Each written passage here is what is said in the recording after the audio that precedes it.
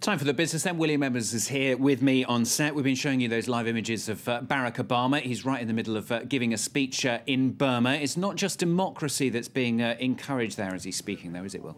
No, that's right. As the country moves back into the fold of the international community gradually and towards democracy, it's also being helped to come back into the world trading community as well. Back in September, the United States normalised its trade relations with Burma, and that is helping the economy gradually, slowly but surely, and also creating a market for US companies.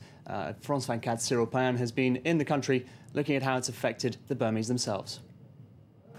In Burma's commercial capital, Rangoon, American brands are making a big comeback after trade embargoes were lifted earlier this year.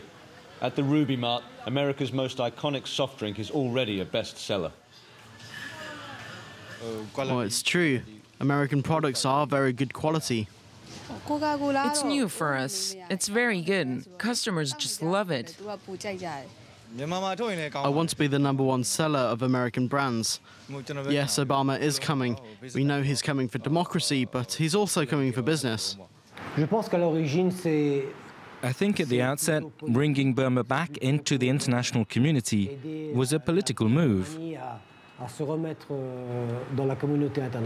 But since then, it has been about helping American companies' economic interests in the region. They'll be able to come here and invest. The city's street vendors have replaced their usual newspapers with photocopies of Burma's new foreign investment law. It's selling like crazy. Everyone wants to know how to make money. The country is rich in natural resources, with people queuing up to exploit them and help transform this once pariah state into a modern nation. And the Burmese have new dreams: shopping malls, cars, mobile phones, modernity. With more investors and American dollars flooding in, the country is set on course for change. Barack Obama is here to support investments and democracy, but what it will achieve remains to be seen. Well, let's stay in Asia and see what the markets have been doing there, Will.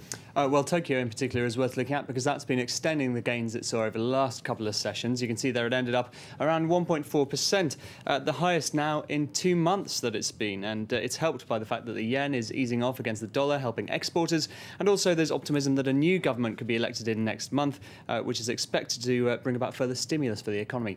Let's take a look at how things are opening up in Europe as well. And the optimism has carried over in these sessions as well. It's helped by some optimism actually before the weekend from US politicians on the fact that a deal could be reached on the fiscal cliff, but of course we'll have to see about that. OK.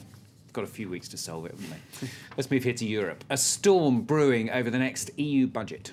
That's right, yeah. There have been a number of nations seeming to be set on a collision course as negotiations get underway later this week. It's over the EU budget for the next 7 years. Now, at the moment, the biggest obstacle seems to be the UK, who, along with Sweden, say that they want a freeze, if not possibly cuts in the EU budget, and the UK has threatened to use its veto over it. Now, the Financial Times is reporting this morning that Brussels is trying to find a way round getting the UK involved, trying to maybe vote on an annual basis for a budget, which would have to be, that would be on a majority vote rather than a unanimous one. So it would mean the UK wouldn't have to give its go-ahead.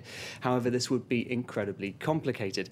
Now, while in principle other states aren't against the idea of spending less on the EU, it is very complicated because they all have their own special interests. Particularly, of course, France and Spain are interested in the common agricultural policy, the subsidies for farmers, as well as funds for struggling regions, known as the cohesion funds in the Eurozone, as Prime Minister Mariano Rajoy of Spain was saying yesterday. We think the document presented earlier by Mr. Van Rompuy is unacceptable, so we can't support it. I hope we can all reach an understanding and an agreement. I think there's been a radical reduction in the agricultural policies, which is something we can't agree to. We're also poles apart in terms of our cohesion policies. And finally, Will's going to tell us about a French wine-making tradition that took place over the weekend. Good time to talk about wine.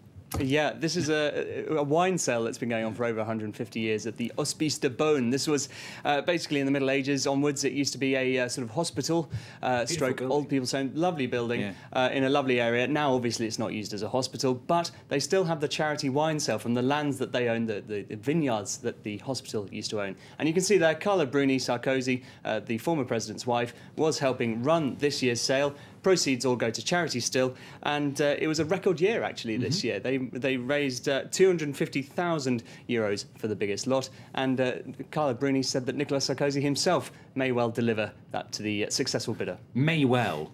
Well, she did say, but I'm not sure whether she meant it or not. Okay, we'll see. William, thank you very much. Will Edwards with the business here on France 24. Just before I go, show you the latest live images. President Barack Obama still speaking. He's been speaking, in fact, for around about 15 minutes now to an invited audience there at the University of Rangoon in Burma as he pays his first visit there. He told the people there, "You gave us hope and we bore witness to your courage."